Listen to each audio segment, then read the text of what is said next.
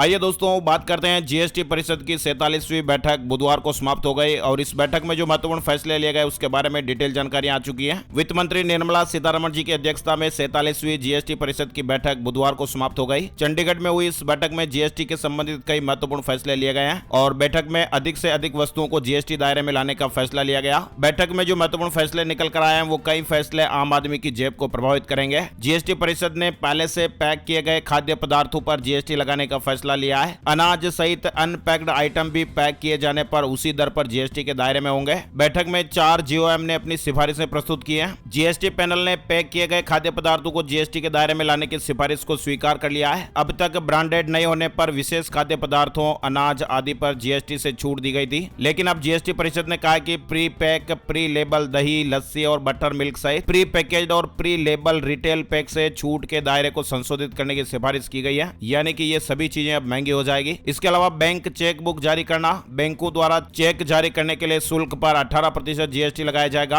Hotel के कमरों को लेकर अपडेट है। जीएसटी परिषद ने 1000 रुपए प्रतिदिन से कम किराए वाले होटल कमरों पर 12% की दर से कर लगाने की बात कही गई है। अभी इस पर कोई टैक्स नहीं लगता है। इसके अलावा अस्पताल के बिस्तर से जुड़ा अपडेट है। अस्पताल द्वारा प्रति रोगी प्रतिदिन 5000 रुपए से अधिक के कमरे के किराए यानी आईसीयू को छोड़कर बाकी पर 5% जीएसटी लगेगा। एलईडी लाइट्स और लैंप्स को लेकर भी अपडेट आया है। LED lights, fixture, LED lamp की कीमतों में बढ़ोतरी देखने को मिल सकती है। जीएसटी काउंसिल ने इन्वर्टेड ड्यूटी स्ट्रक्चर में 12% से 18% तक सुधार की सिफारिश की है। साथ ही चाकू से जुड़ा अपडेट है। काटने वाले ब्लेड के साथ चाकू, पेंसिल, शार्पनर और उसके लिए ब्लेड, चम्मच, कांटे, करछुल, स्किमर्स, केक सर्वर आदि को 12% स्लैब से ऊपर 18% जीएसटी स्लैब के तहत रखा गया है। साथ ही पंप और मशीनों को लेकर भी अपडेट आया है। Deep tubewell, turbine pump, submersible pump, cycle pump को 12% से बढ़ाकर 18% कर दिया गया है। सफाई, छटाई या ग्रेडिंग, बीज या अनाज दालों के लिए मशीनें भी इसी दायरे में आएगी। मिलिंग उद्योग में या फिर अनाज आदि के काम करने के लिए उपयोग की जाने वाली मशीनरी, पवन चक्की जो कि हवा पर आधारित चक्की है, गीली चक्की पर भी पहले के 12% के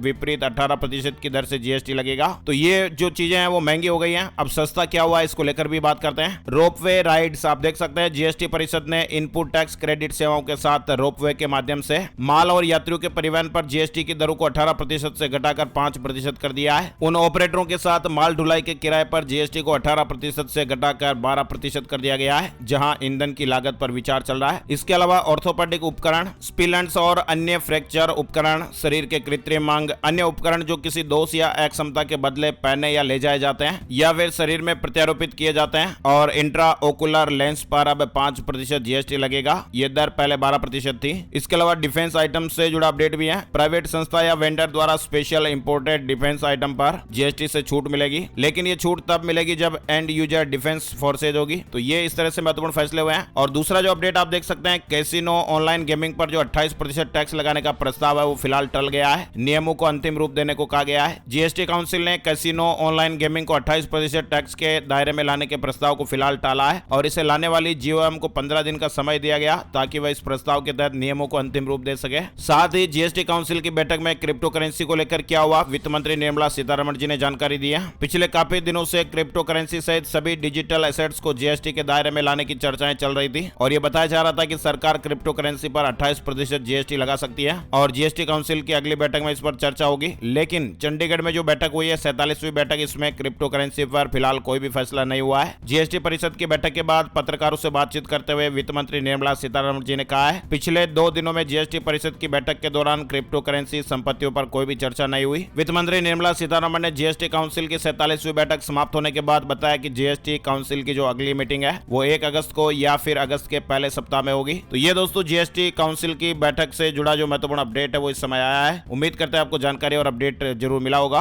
हर तरह की काम की खबर और ताजा जानकारियों के लेटेस्ट अपडेट्स के लिए बने रहिएगा माय स्मार्ट गाइड पर।